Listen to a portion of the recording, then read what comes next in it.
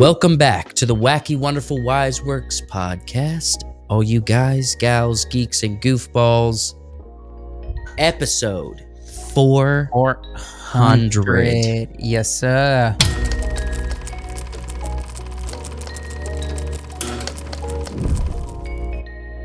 We made it. And We made it.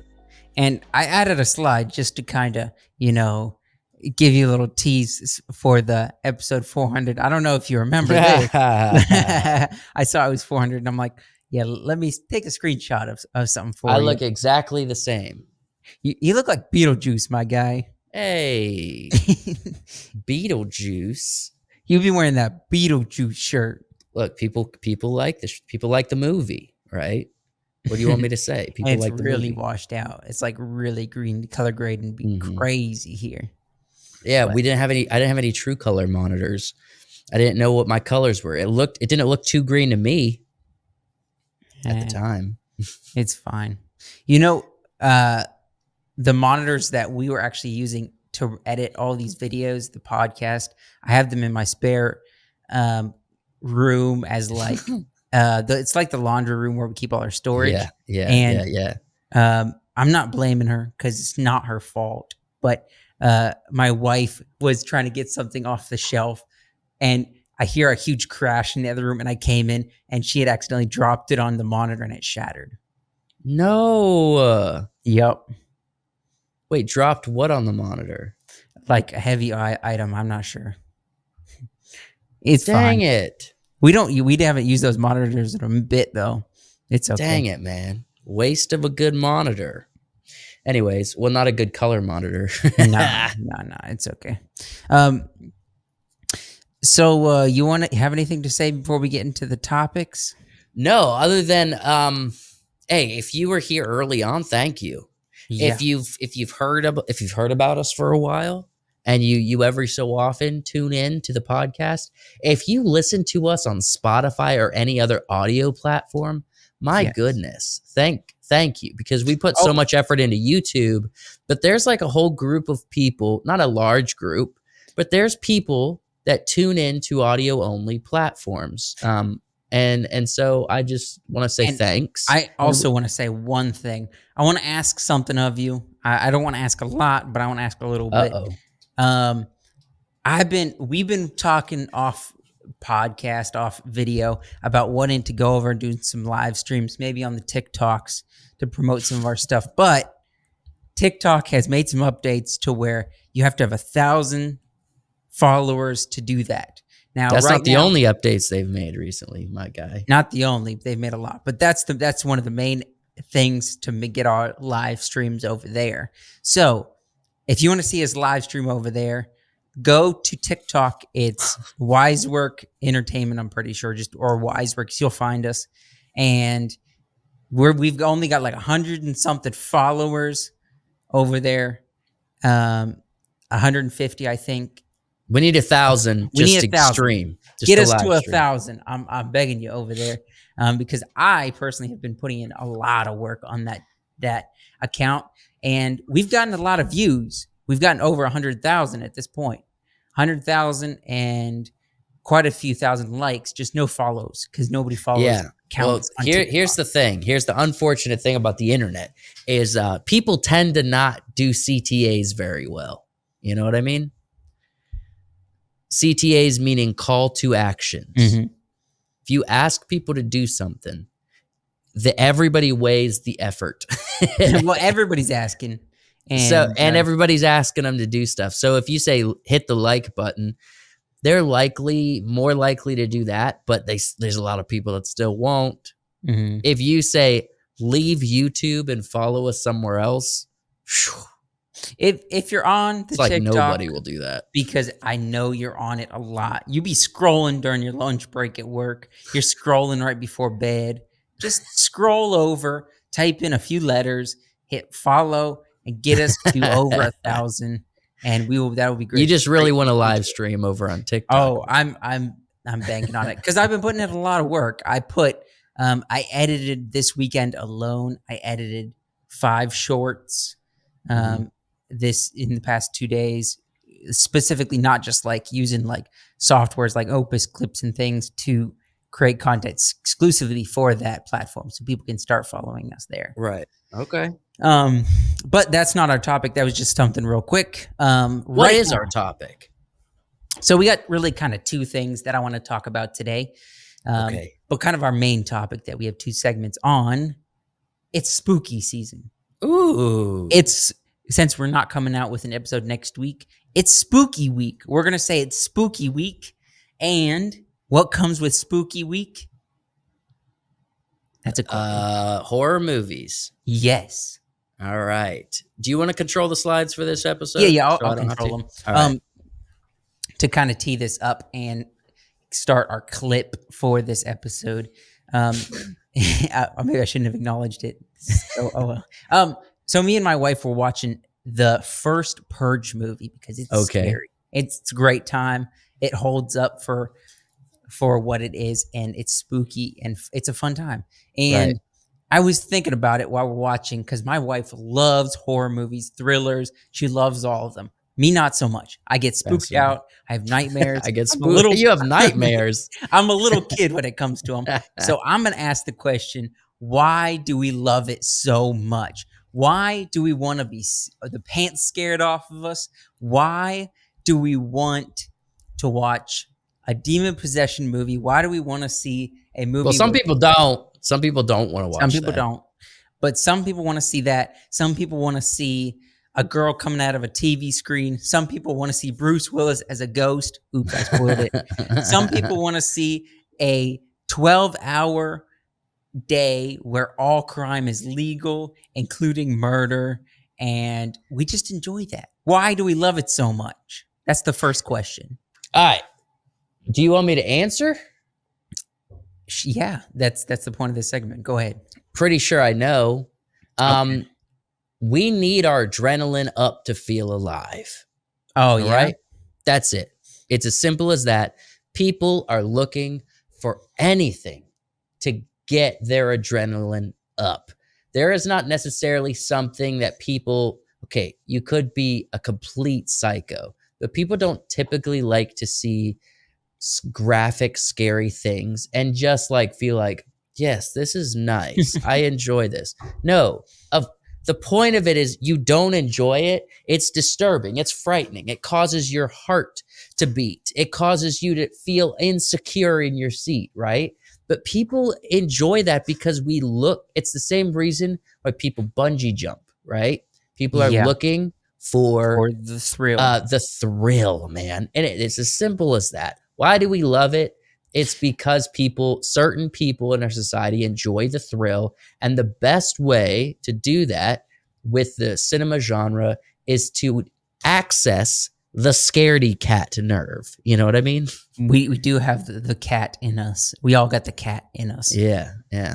Just like some of us have the dog. But I would agree. It's kind of interesting to kind of look at it from that perspective, and you can kind of go back to the 80s or even before the 80s when we were having scary movies like Steven Spielberg, Jaws. It's scary, but it's more of the unknown scary, that's what you want to call it. It's the camera following through the water, and it's like, is there a shark? Is there not a shark? And then it's like dun dun dun, the anticipation of it all. And then now they try to recreate something like that with the Meg, but really it's just like they have to up the ante. So what do? They have the biggest shark that you could possibly have out there. And it's like they always have to up the ante a bit, where back in the day, they had kind of the similar movies that we have now, just it was more well done. The cinematography is a lot better. Well, I wouldn't say necessarily that. I would not say better. It's more they put you on your seat by not showing you things that you kind of I think expect we're desensitized. I think we're just desensitized. Because if you watch Jaws now, right? It's a lot less scary than, say, The Conjuring, you know? Sure. It just is. With an audience for today, if you put both of those back to back, or let's just say Alien, Put Alien today, Mm-hmm. like Alien Romulus, next to Alien 1. What is going to be more scary, right? Alien Romulus is going to be more Mm-hmm. scary because there's been new techniques. We've learned things. We show more stuff. And so it just, the newer stuff is going to be more scary. It may not be a better story. It may not be as interesting of characters, but it'll make you more scared, right? Yeah. Compared to the old ones. Um, I've recently kind of been going back and watching some of the classics. We've done that with this podcast over the past couple of years. We watched, I think it was Halloween. Was that last year or was that 2 years ago? It's like 2 years ago. Yeah. 2 years ago, we went and watched Halloween. We did a review on the Halloween timeline, and that was fun. The classic Halloween movie. This year, I got the opportunity. Yeah, that's right. Opportunity? Opportunity. Yeah, that's the right way of saying it. The opportune moment to watch Friday the 13th. Have you ever seen Okay. it? I think so. It has been a It's long time. At that's least 8 years since I've seen that movie. that's the one, the camp one that Psych Yeah. has an episode Thursday the 13th where they go to Yeah. the camp. It's very reminiscent of that. It's got Jason in it. Friday the 13th is Jason. Is it Jason? I guess, yeah, I think it The is. the dude with the ski mask name is Jason. Yes, I think Yeah. so. I think that's right. That sounds Pretty wrong for sure. some reason, but yes, it's a good movie, and there's some very good jump scares. There's a lot of jump scares, including the end. Spoil it for anybody who hasn't seen it. The end has got a great jump scare. Just don't go in the lake. I'm just letting you know. Don't go in the lake. So I'm going back and watching some of these classic scary Okay. movies, and they're fun. They're fun, but there's something there. Why do we love them so much? I don't know. I just told you it's the thrill, dude. You're returning for the thrill. You're returning for the new experience of fear, and it's a thrill, and it also informs you a little bit about yourself in that process, right? The Yeah. point of getting a thrill is self education. It's learning something about yourself. If you just watch like a mediocre, just good time, but kind of dull movie, you're Mhm. just kind of turning your mind off. There's nothing you're really learning about yourself in that process. And you're kind of going on a journey of self-discovery with some of these thrilling or horror scary movies, man. You know? Yeah. And everyone you pop on, you're opening up a new thing. So like, for example, for me, I have not even dared to open up the Jigsaw movies. You know what I The mean? Saw movies? Oh. It's not Saw. Saw is the, oh no, I'm thinking of them differently. Saw, yes. I haven't even Saw and begun. Texas Chainsaw. Is that what you're thinking of? Yeah, I'm getting those two confused. I haven't watched Texas Chainsaw. I don't really care to that one yet, but I've been curious about the Saw movies, but I have not even considered to turn it on yet because I'm not ready to access it. You know, Yeah. like I'm not ready for that. And so no, I don't think, I think you're learning stuff about yourself as you go through these genres of scary films. Yeah. Is there any scary movie specifically that you would like?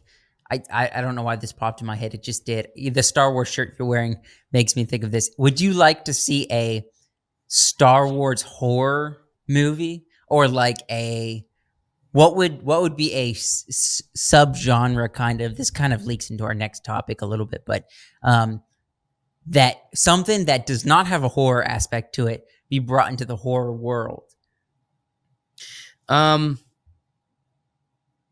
I mean, Star Wars is an intriguing one. I wouldn't trust Disney to do it, No, obviously. no, not Disney. But the theory of a Star Wars horror story might be pretty fun, but it does kind of fly in the face of what Star Wars kind of represents. Yeah. It's like sort of a family friendly story, in a galaxy far, far away to present the ideas of good overcoming evil, even in perilous odds. And Um, that and they would, it's difficult to present, to like change the genre for one story to make it horror. You could go horror, but it's kind of a weird switch. yeah.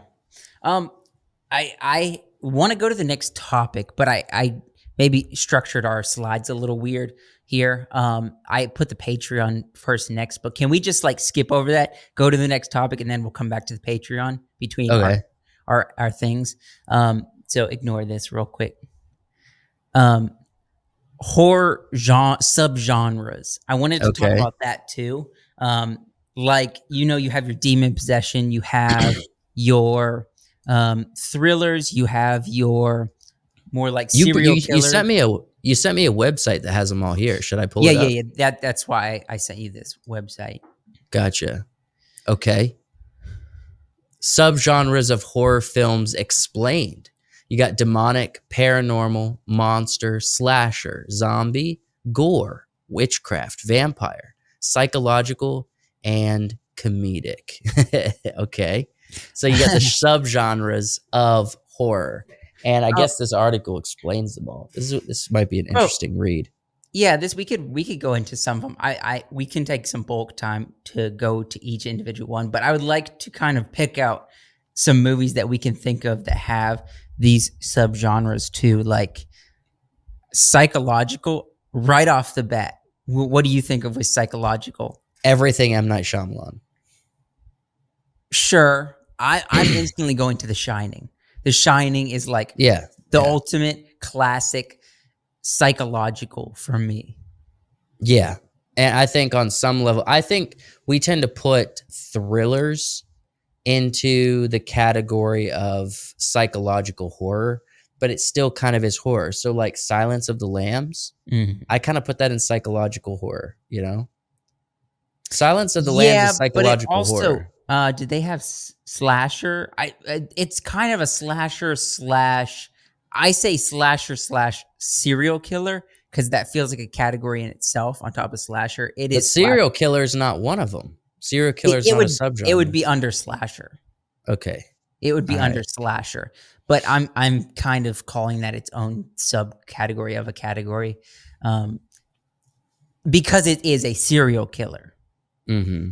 and so Okay. psychological serial killer. So it kind of is too. Oh, that's fun. They're throwing multiple categories in there.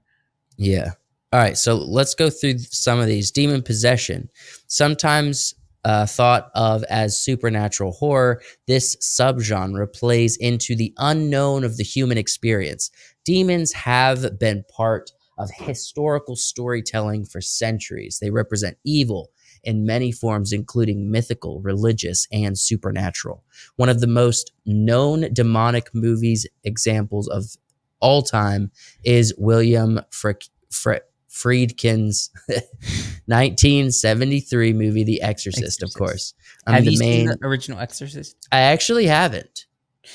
I So actually have not. that is actually the only Exorcist movie I've seen because I've watched a few like The Conjuring Mhm. and The Babadook, and I've I watched was like, all of the Conjuring universe movies, all of I've them. seen a few of them, and I was like, they're all the same. I don't like demon possession, but then I dabbled with the first Exorcist only because I was like, it's a classic. It's got a great soundtrack, and I want to see the original concept to it because it had that nothing. So They much weren't controversy behind it. controversy, but also like it was an original idea. It wasn't like, all the demon possession movies kind of are mocking or like going off of what they already have, what we've seen on cinema. Maybe there's something a little bit new, but it's kind of they're they're recreating what we've already seen a little bit. Mhm. And that movie was the original movie that kind of started all of that. Started kind of the demon possession horrors, right? Yes. And a lot of the horror in general tropes that we see in most horror films today. Yeah. Paranormal. All right. So this is kind of where you have to distinguish between the two. Paranormal horror is closely related to the demonic subgenre in that it focuses on characters who aren't living beings. Spirits and ghosts spook viewers and Yes. create fear Paranormal activity.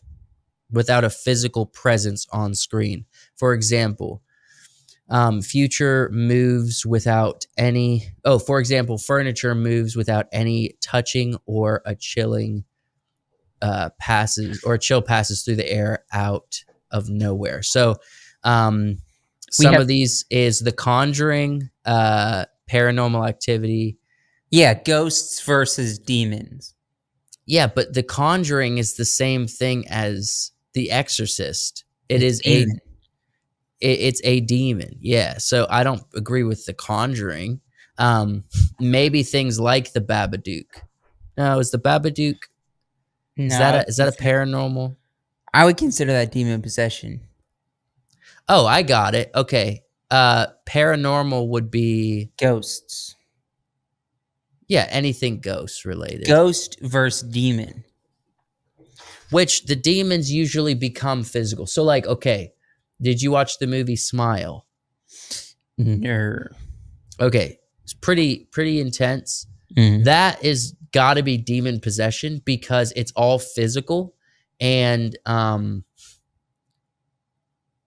it's got to be it's literally, it possesses in order to fulfill its deeds, right? Mhm. Paranormal means it doesn't always have to be physical to fulfill its deeds. So they're saying Yeah. if they're presenting it as like it can move things around or whatever, then it's kind of more paranormal without it being a possession demon, right? Yes. So I don't know, but they mix them. Like The Conjuring is a mixture of demon possession and paranormal, right? Yes. Like it's got to be.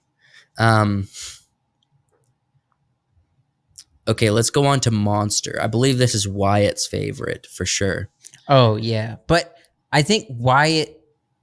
Go ahead and read it, and then I'll get into it.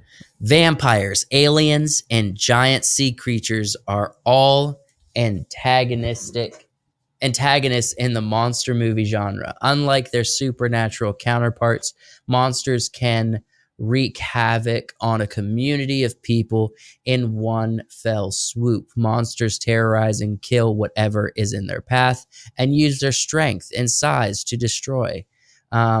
Universal Studios popularized the monster genre in Hollywood from the 1930s and 50s with Frankenstein's Dracula. Yeah. Frankenstein, Dracula, The Creature of the Black Lagoon, and many other iconic monsters. Jaws is also a monster movie. Yeah. I think there can be. So this goes back to kind of subcategories because yes, vampires, Godzilla, werewolf movies, they're all monster. Then I think there is maybe a Krampus. Krampus is a monster. Krampus. How do you pronounce it? Krampus. Crampies. The Cramp Man. It's When the I get- Christmas, Yes. the Christmas monster. That has some aspects of like, I don't know if you call it paranormal. Not really, but maybe paranormal / monster. Okay. Where There's no possession in that one. there's right? no possession, but it's almost like it has a mystery legend to it, kind of over. That's just like the monster. Babadook, right? Yes. That's the same thing as the Babadook. It's like it's almost like a physical demon creature, right? It's like a physical demon monster in some capacity, right? Yeah. I would agree with Wyatt. Monsters and probably the next category, slasher, is probably my favorite. I like slasher, but I enjoy a good werewolf movie. Me and Wyatt for a while on the podcast were going and watching a lot of werewolf movies to kind of, get our fix on the full moon experience. Slasher movies focus on villains who are human. Slasher villains are usually serial killers and typically have a high body count by the end of the movie. So they stalk their victims and brutally murder the film's protagonists and anyone who gets in their way. Mm-hmm. Freddy Krueger, Michael Myers, Yeah. Jason. See, I told you, Jason Voorhees, better known as Jason, are iconic slasher villains in horror film Yeah. Or history. like Stepfather. I think that's what it's called. Everybody knows what I'm talking about. That's a classic. Yeah, there's it's serial killer. Are there any new slasher films that are like this Halloween season? You know what I mean? I can't think of any, but they're always redoing the same ones, like Jason. No, Michael Myers. They're always doing Michael Myers, a new Halloween movie. Like there's been like 4 Halloween ends, or the final Halloween, or there's been so many of those. I swear, what's her name? She's in Freaky Friday. Jamie Lee Curtis. Jamie Lee Curtis makes all her money from Freaky Friday and Halloween movies. Halloween, for sure. She's been in like almost all the Halloween movies. Yeah, and then she like guest stars in like a NCIS once in a while. There is a new horror film that I was interested in the trailer for it. I think it's called Cuckoo.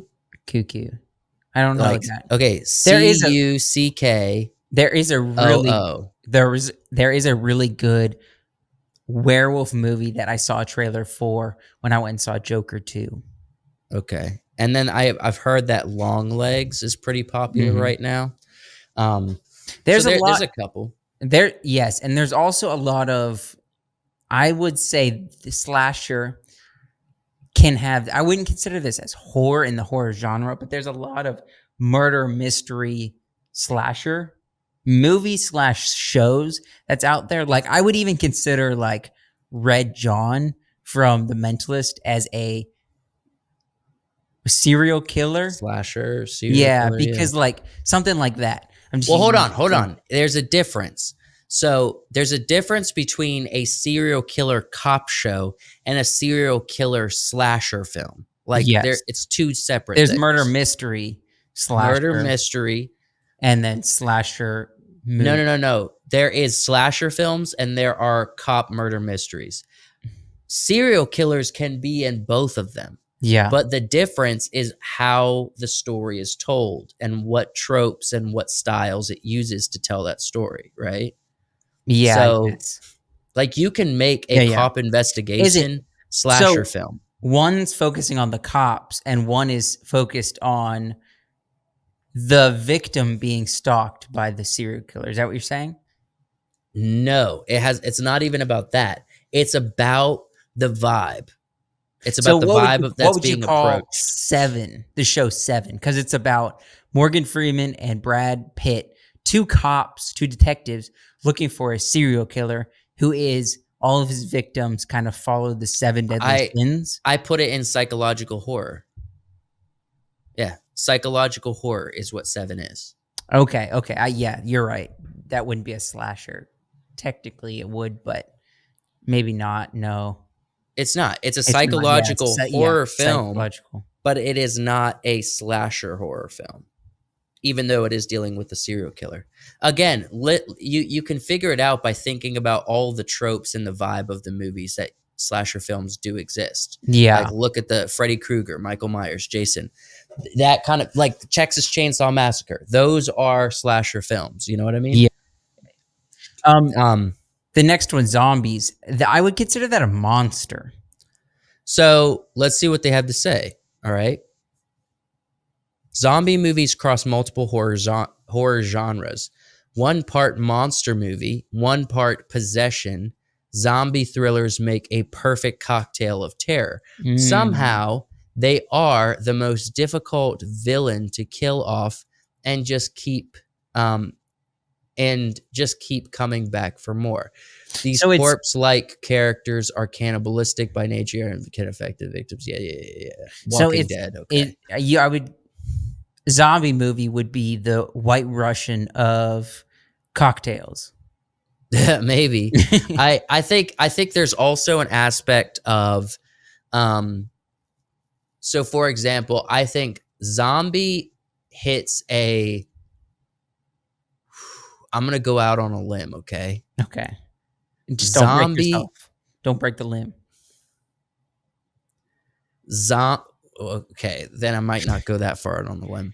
Just Zombie tiptoe a genres little bit. can go further past actual zombies on screen. So obviously, I Am Legend is a zombie, right? Yeah. They are not technically zombies, but they are zombies. So it's a They're zombie style infected. subgenre. Yeah. All right. Yeah.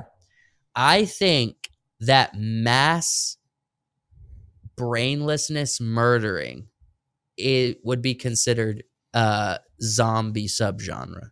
So this is where the branch might break. Okay. A Quiet Place, okay? Yeah. That's monster. It is monster first, but Okay. it has a zombie vibe to it. All right? So it is a Where are you getting large that? scale. So Because what I'm saying is the monsters looks like the in freaking Quiet Place, branch broke. A Quiet Place, those monsters can't infect you because the zombies are infection. Well, I monsters. think it's yes, there is a level of infection worry there, but more so you're just worried about being eaten when it comes to zombies. I think Okay. that the nature of a large mass threat. So Mhm. there is something that is taking over the world and you are on a survival mission against it, right? To Yes. stay away from it, to protect yourself from it. I think that comes from the zombie genre. All Okay. right. You hit things like A Quiet Place, where it is on the face a monster movie, a Okay. monster horror. Yep. But with the fact that it is a mass monster horror type of film, it kind of falls into the horde zombie genre as well, the horde threat. You know what I mean? So I think there's some. It's a monster film, but I think there's some zombie elements there as well. I mean, that's how I define it, and that's how I see it. Would you agree on some capacity with that? It's like I caught about half of that. there's not an individual threat. It is you could Yeah. kill one. The threat is the fact that there's so many you can't kill them all, right? Oh, okay. It's just a matter of escaping. All So right? but I wouldn't call that a zombie. I think it's whatever it's a zombie trope. I would It's a say zombie it's a trope. monster. I would almost call it its own thing. It's the monster subcategory, but it's the With a zombie approach, man. over a population of monster. No, that wouldn't be the right way of saying it. You're We're trying both to. You're saying trying the to. same. We're both Yeah, kind of no. saying something. It is a monster film with a zombie base. That's what I think. Sure. I think it is a zombie base turned into a monster. So instead of a mass of humanoid dead people trying to kill you, they made a mass of monsters trying to kill you. All right? That's what it Sure. is. So I think it's presented as a monster film, but it is kind of zombie in nature. Okay. Let's go to Witchcraft. gore. All right. Oh, we skipped one. Yeah. Also known as the splatter genre, gore is all about the portrayal of graphic violence. Blood, guts, and body trauma are classic elements in gore movies. Films in the gore category rely heavily on special effects to disfigure body parts. Ugh. New filmmakers can experiment with effects and get creative with theatrical makeup. I'm trying to think of the most graphic, bloody movie I've watched recently. What's the one Wyatt really likes to watch with Monster? No, I got to look this up. Keep reading, and I'm going to look this up. I was just gonna say, so examples are The Evil Dead and Cabin Fever. This is it's sort of slasher, but slashers tend to be a little bit mild on the gore of things. Mhm. Um, The Thing. the Thing. The Okay. Thing has so much gore in it. I don't think it's in the category of gore, but because it's monster, but it has so much gore in it that hmm I would put it in that category also, kind of. Honestly, gore, I actually kind of stay away from. I'm not a big Yeah, fan of the gore. And I actually have a whole thought about this. You want me to gore get can. into it? Let me say this, and then you can't. Gore can be kind of cheesy sometimes. Yeah. Yeah. I also am I'm so this is kind of getting into like my personal opinions, all right? Okay. And personal belief system. So, I am pretty sensitive as to the nature in which a Hollywood film approaches a movie. All right, so there I have certain standards on things that I'm like I don't want to see that. I'd prefer it not to be there, or I just avoid it Yeah. completely. Right. So when it comes to gore, the unnecessary violence. All right. So okay, here's an example that I did watch that I wish I hadn't. Okay, so Cocaine Bear. Did you watch that? I dabbled with it. I think it was on here and there. I don't remember it being that gory because I just kind of had it on in the background. I don't remember Dude, watching all of it before. Cocaine Bear was so incredibly graphic. It was definitely a comedy gore kind of thing. Okay. So that And puts it in the comedy yeah, kind of it puts it in category the and comedy gore. category, but it was gore 100%. I'm not a big fan of that because when it comes to horror films, this in this specific category is I'm not a fan of making light of the destruction of the human body. If you are telling an engaging story where we are the characters either attempting to or the story is going to allow for the person who basically justice to be found in the story, Mm, you know what I mean? Then yeah. I'm more accepting of violence. But I do not like the glorification of the destruction of the human body. If it motivates something, okay. If it's just there because we're just trying to make the most graphic gore possible, Yeah. I don't care for that. And that's something that I you kind of know it when you see it. Yeah. Like Cocaine Bear, I saw it and I was like, "Oh, this is what I don't like." You know what I mean? This is what I think is I have an issue with. So that's the gore genre is for me personally something I tend to stay away from, and if I see it, I will most likely turn it off. That's how I feel about it. Um, Makes sense. Um, Witchcraft, Disney, just basically Disney. okay, so witchcraft have a long history of mischief in folklore. Mischief is a pretty light way to put it. They use the power of magic to cast spells on their victims, turning them into all kinds of tortured beings. Similar to the paranormal genre, witchcraft uses supernatural elements to create fear. Movies like The Witch and Suspiria are great examples of terror caused by witches. I think Yellow Jackets has an element of that, but it's not Okay. really witches. All right, The show it's Yellow Jackets. witchcraft. Yeah, the show Yellow Okay. Jackets. It's more about like witchcraft than it is witches. You know what I mean? Yes. Um, Yeah, and there's like the whole it's like they combine like a mythical monster that the monster represents with kind of witchcraft and different stuff. I haven't seen as many of these like horror witch films. Have you seen very many of these? Not films specifically, but I think there is an aspect where like vampires and werewolves and witches, they like to mix together in a lot of things where it first starts off with one of them like werewolves or vampires, and then it kind of, you, as the longer you're watching it, you realize there's like witches and hmm the other monsters in it, and it kind of all blends together. Even like for example, like Vampire Diaries, that show, it's vampires, but there's werewolves and there's all other kind of things in it. I just Googled it. So like Hereditary is pretty creepy. I didn't watch that one, but that one got a lot of praise for how scary it is. I'd be interested in watching Hereditary. That was like a witch horror. Um, the Blair Witch Project. All right. Yeah. So I don't know. That seems kind of demon possession, but I don't know. I don't know. We just have psychological and one more, correct? Vampire. English literature popularized vampire stories, which were basically just ghost stories of the dead returning to haunt the living. It wasn't until the slow burn success of Dracula that helped launch vampire stories into the mainstream. Mm-hmm. There's been countless low budget Dracula movies throughout the years, including Horror of Dracula, The Bride of Dracula, Dracula's Dog.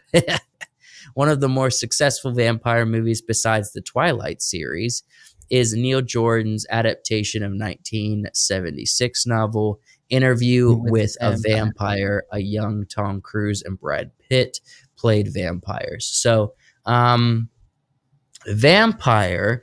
And did you watch that one show on Netflix? Black was it the Black was it Black Mass? The one season show. Yeah. I peeked at it here and there as Wyatt was watching it. I watched full episodes, but I didn't catch the whole season. I do know what you're talking about. Midnight Mass. Yes. I That watched it was with Wyatt. that was so good. Like, you want to talk about vampire horror series? Mhm. Midnight Mass on Netflix is really good. Like, you should check out Midnight Mass, especially if you're a fan of like vampire stuff. Like, Midnight Mass was really good. You should watch it. Yes. Hard recommendation. You don't even realize it's a zombie movie until you. Well, if Till we're you get recommending, deep into it. I'm recommending Warm Bodies. I know it's not vampires. It's Good. so I'm Warm kidding. bodies. I'm Warm kidding. bodies. All right, we actually have two more. We have psychological Yep. and comedic. Psychological horror is not about what we see on screen, but how it makes us feel. The genre plays tricks on the viewer's mind to create Yes. paranoia. Like we kind of already talked about it a little bit. The Shining. Yeah. Hannibal Everything M. Lecter. Night Shyamalan. Yeah.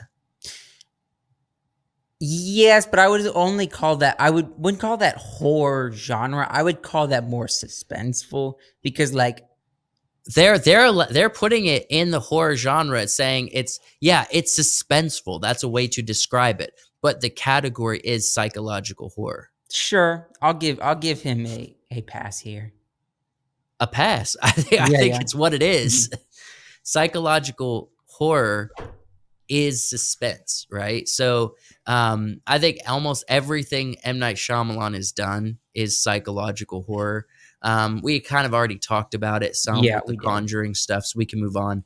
Comedic. So comedic horror is possibly the most fun of all horror movies Warm out Bodies. there. It's a subgenre that is equally fun as it is scary. It takes the viewers Scary Movie. It takes the viewer to complete opposite ends of the horror spectrum, resulting in a roller coaster of emotions. Classic examples of the comedy horror films include Scream, Shaun of the Dead, Shaun? No, that's right. Yeah, that's right. And The Cabin in the Woods. So I've actually wanted. That's another thing I haven't watched. I wanted to watch Scream. So I've watched. Have you watched any of the Screams? One of the Screams, but I have seen Cabin in the Woods. It's Cabin in the Woods is like they take all of it and put all the tropes together to make one horror thing, and so that's what Cabin in the Woods is. But yeah, I would agree. The Scream that you watched, were you laughing at when you watched Scream? No, it was kind of scary to me. But I also get scared at these things, so you know. Okay. I think Cocaine Bear again falls into that, but it's also gore and comedy. And I think the only reason it fell into gore horror and not just a straight up comedy is because they included gore in it. It's meant to be a comedy movie, but they Yes. included really graphic gore, so now it's in the horror genre, you know? Yeah. Kit, let us know what's your favorite subcategory of horror and what movies are you going to be watching this spooky season? I'm As gonna watch the Screams. I'm gonna oh, watch oh, all of the Screams is what I'm gonna do. he's coming to all of them. There's a lot of them, but There's like 8, I think. that's a lot. Well, Joseph's going to watch Scream. Let us know in the comments what you guys are going to be watching this spooky season. You got anything planned out? I know last Halloween I watched The Shining for the first time. It was enjoyable. I liked it. Hey, can you thank the Patreon? I'm gonna go get something real quick, Yes. and I will be back before our next category or our next Yes. topic. I will thank Just the thank you. patron. I'll be right back. Hey, thank you, Cynthia, for being a member over on Patreon. Cynthia has been a member supporting us over there for a while now, and she gets exclusive stuff like the pre-show that we record. It's exclusively for the patrons and members over on YouTube if you prefer to join a channel rather than going to Patreon. And it stays exclusive, that pre-show. Also, podcasts early, okay? Also exclusive watch parties and much, much more. It's super cheap. It's only $3.99 a month, both on Patreon and on memberships. It's cheaper than a cup of coffee, and that's what Cynthia pays. And she gets her personal shout-outs in the podcast, as well as her name in the credits of not just the podcast, but every video on the YouTube channel, the Rumble channel, wherever we put out our videos, your name is in the credits of that content. So if you want to be like, hey, I want to support these guys, I want some of their stuff, but I also just want to believe in them, right? And just throw a couple bucks each month their way. You can go over to Patreon or on YouTube. You can hit the join button on the YouTube channel. It's only $3.99 a month. It's pretty close to free. It's cheaper than Starbucks coffee, right? Yes, sir. It's cheaper than Starbucks, than one Starbucks coffee. And thank you, Cynthia, for being a member. Really appreciate it. And you know what the Patreon is cheaper than? It is cheaper than the new thing that just got announced. Oh, what is this new thing? There's a lot of new stuff. A lot of new stuff. Let's go to the next category. Oh, We got I heard about ourselves. They just announced this week, well, 2 weeks ago when this comes out, Elon Musk Oh, boy. announced, you're living iRobot. Get yourself a living iRobot. Thought he called it C-3PO. I heard him call it. It's just a Tesla bot. It's just a Tesla bot. I'm pretty sure. I know, but I heard him say like it's like a personal C-3PO. That's what I heard him say. Yes. Okay. But it is. If So you're on it's- audio only, all right, We have visuals. don't stop the podcast. Just minimize whatever playing you're on audio. Let it keep rolling and Google Tesla robot now. Yeah, sure, that works. Just so you could get a feel for what this thing looks like. So I've got a couple videos I want to share, but he literally just straight up, they had an expo for Tesla, and they showed us self-driving taxis, which are just the self-driving cars in iRobot, and then they also showed us self-driving buses that are in iRobot, and then straight up gave us our own personal autonomous, is that, am I saying that right? Autonomous. Yeah, I think. Robot that you are going to be able to buy for somewhere between $20,000 and $30,000. You'll have your own personal made robot within like 2 to 3 years. They'll have these released. Okay. The only reason why they're going to take 2 to 3 years is because they have to mass produce, and they have to get over some laws. Like there's like 2 states, like Texas and one other thing that has Funny because Tesla is in Texas. Yes, they have laws that don't that there's not restrictions in those states for the laws that they have to get around to sell us these things, but you're gonna have your own personal robot. I mean, everybody has the opportunity. I just wanted to throw this out because I thought this was funny. This is the guy that in the movie iRobot that created it. Versus Elon Musk. Elon Musk is wearing his leather jacket. I have some Very videos different. of now. I have a lot to say, and you probably are going to have some things to say in the comments. Put them all in the comments. We want to hear it. We've been talking about it. Everybody's been talking about this, but I'm going to show some of the videos that I sent you. Did you watch these already? I sent you. No, I didn't. I figured you were going to. First off, I was leaving for a camp out, so I didn't watch them. And second of all, I knew you were going to put this in the podcast, so I just didn't watch it. Optimus. People here today. It's insane. It's even talking. Say hi to my friend John. John? Where's John? Right here. Oh, hello, John.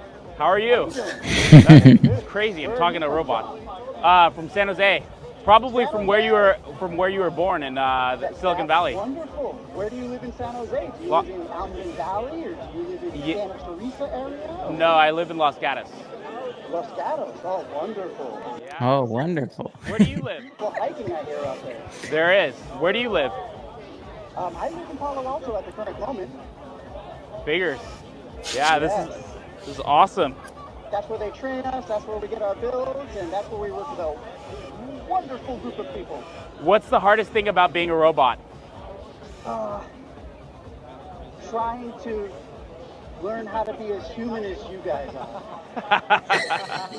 And that's something I try harder to do every day, and I hope that you will help us become that way. Well, awesome. Nice to meet you, Optimus. You as well. That's crazy, man. That is crazy. They programmed stuttering and all that kind of stuff.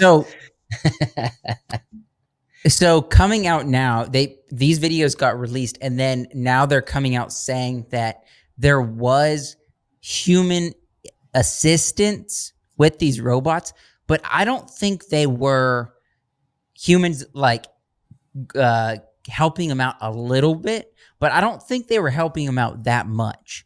The robots were mostly doing it mainly themselves. Okay, so you think that whole conversation was just straight up I think human? that whole conversation was straight from the robot. And okay, straight up robot. Okay. the other two have conversations with All right. it too, and they sound very interesting. All right, let's play the next one.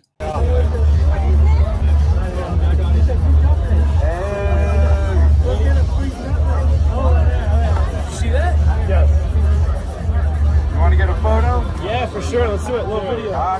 Hey.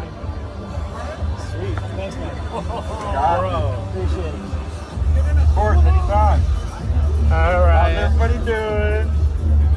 How's everybody doing? Doing good.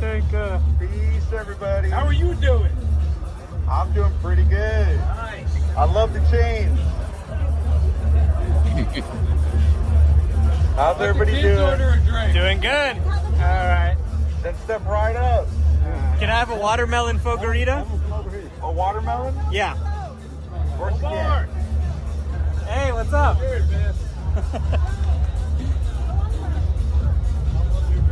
I mean, they're slow, but that makes sense. But they're doing it, dude. They're doing it. How am I doing so far? Killing it. So much. Oh, Here you go. thanks, Optimus. Appreciate it. Of course, anytime.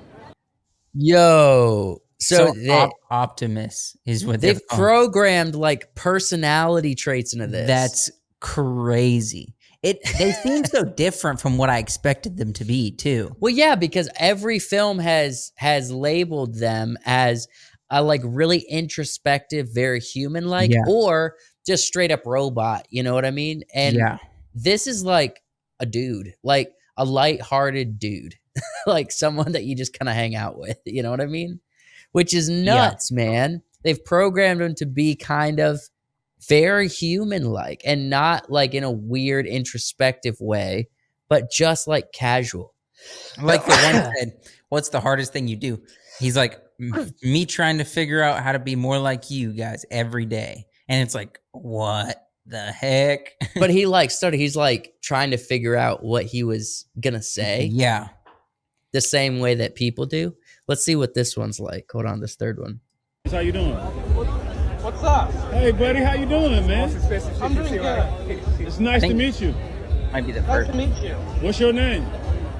I'm Optimus. Okay. My name is Tony. Tony? Yeah. Really? Yeah. Nice to meet you, Tony. Nice to meet you too, buddy. Hey, can you Awesome. can you play basketball? Can you shoot like jump shots? Maybe one day. I'll teach Can you. you? I'll teach you. Really? Yeah. Awesome. Yeah. Thank man. you, Tony. Thank you, brother. Much appreciated. All right, Thank you, man. Tony. You like Balenciaga? I got an outfit for you. Really? Yeah, I got an outfit for you. Awesome. That's cool. Yeah. All right. Well, I'm about to order you. Okay. All right. I'm gonna order you, and then I'll see you in another couple months. Okay. So he's talking to great. 2 Chainz. Yeah. And so some of these robots, we're good ways into the podcast. I'll just say it. Some of these, you know, like when you kind of have a conversation with someone who's on the spectrum, you know what I mean? Yes, but they're robots that are Kind of learning. similar. So I watched a video where Elon Musk talked about the technology for these things, and essentially what he was saying is the same technology that is in the Tesla vehicles are what's in these robots. It is a software that can figure out its own mistakes. So let's say the car is driving, it makes a wrong turn and gets into a crash. Next time it's going to learn, don't make that turn because this will happen. So if you do X, this bad thing will happen. So it learns, don't do X, do this. So it'll readjust itself. And I think that's the type of technology that's in these robots where it has to figure out its mistakes. When it makes a mistake, it's like, no, I can't do that. Let's not do that next time. And Right. I think that's how they're doing it. Now, like I said, this was a presentation of these robots, the first time people are really seeing them. So there was a little bit of human assistance with them, but I think that's only like the Tesla presentation, the thing that they had for them. If Elon Musk is saying they will be out in like a year or two, then clearly they're ready to not have human assistance at all. They just it's the same thing as like when he got and threw a rock at the Cybertruck and it shattered. Mhm. And then now you see Cybertrucks all the time and you can throw rocks at them and they're fine. They fix those bugs and they're just very minor things. So Yeah. it's crazy that we're seeing this, and I don't even know what to think because a lot of people, all I'm hearing from people is, I'm scared. This is crazy. But I'm like, it's not that crazy in a way, but it is crazy because we already use a lot of technology and we use the internet. We use, we have so much technology already. And so, a humanoid robot is not that much it's different. not that much different. Besides the fact that it could come up and smack you in the face. Yes. But also, like, so a vehicle you could lose control of a vehicle and that could hit somebody. That's Yeah. the same thing. I think everybody's very scared because of things like iRobot, where they started to take over the world. well, Hollywood's been Yes, conditioning they've us been to be afraid. conditioning us that way for years. And so I don't know what we'll see. But on top of these robots, I think that is the thing that's wowing me the most. But they did also release self-driving cars with no steering wheel. There will be no steering wheel in these cars that they're going to be releasing. Mhm. They are going to be like self-driving taxis, and you can buy one and when you're not using it, have it just let it loose and it'll start picking people up. Like you can have an Uber app and say, start using the Uber app, and you'll make a side hustle with your car when you're not needing it yourself to get to and from work. And Right. so I'm predicting there will be companies that have fleets of these cyber taxis, and it'll almost be like right now Uber kind of took over the taxi game because people can do it on an individual basis and they don't have to work for somebody. Mm-hmm. This self-driving taxi and you being able to do it, people can buy multiple cars and have fleets of them, to where I think Yep. the taxi concept will come back to where someone owns, 10 of these things and they're driving for them all the time. Yeah, it's going to be a new way for a stream of income for people who want who want to invest and manage that kind of type of thing in the same way that people rent out homes, right? So, Yeah. like you're saying, there's it says that the robots are Elon expects the robots to be in households by 2027, so in 3 years. Yes. But I will say this. Unless they can get that price tag down, 20,000. look, it doesn't seem like a lot for a robot, but we're talking about people who struggle to buy a $10,000 car, and a car is an everyday necessity. Yeah, but if we're talking, and what's the this is shelf crazy. life? What's Okay. the miles on a robot? You know what I mean? That's true. That's true. But think of it like this. And if you have your own company where you are building widgets, I hate people who use the widget analogy, but I'm about to. You have to make 20 widgets a day to make X amount of money. You're paying a human $50,000 a year to make these widgets, come in and work full-time, a salary of $50,000 to make these widgets. But you can have a robot maybe make half the amount that a human can make, but it's only $20,000. You're going to pay for that robot in a year with a salary of someone's income. If they don't put laws up in place when these robots come out where they can't do certain jobs, which I'm sure they probably will start making laws like that. Mhm. We'll see what they do. I think right now they're just marketing them as like doing your everyday chores, making you food, watering your plants. There's advertisements where it shows them watering your plants, Cleaning your dishes. yeah, cleaning your dishes, vacuuming your floor, type things. I don't think right now they're expecting them to be building cars for us or anything like that. Because I don't think they're smart enough to know all the ins and outs of like technology and all that. But if they can get better fast, who knows what they can do in 2030. It's going to be like the Creator movie, dude. Yeah. Did you watch Creator? Yeah, we went and watched it together. No, we didn't. I was in Florida. We watched it and talked about it on the podcast. Yeah. I'm thinking of me and Wyatt. I watched it with Wyatt.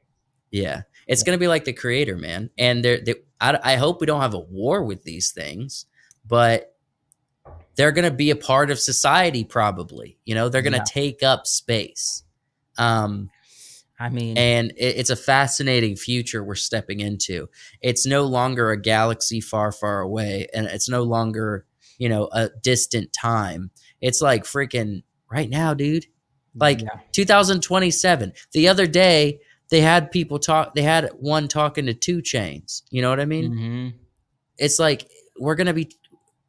Rich people are going to be like, yeah, I have 20, 30 grand to spend on what I want. I want to try out a Tesla robot. It's going to be in someone's home doing daily chores in 3 years. Now, with all that said, it is very possible that they launch this and then videos start going viral of a robot that had an error and has just been watering the same plant for like 3 days straight. You know what I mean? There's going to be videos that pop up, and maybe a lot or maybe just a couple, but there's going to be some bumps for sure. Yeah, bump. There's going to be some pretty big bumps in the road, especially initially with these robots. I have a lot to say, but also not anything to say because I don't know what to say. And I guess it's just, we'll see. because we can't stop We'll it. We can't stop it at this point. Do we want to stop it? Is this kind of cool? I don't want to stop it. I don't personally.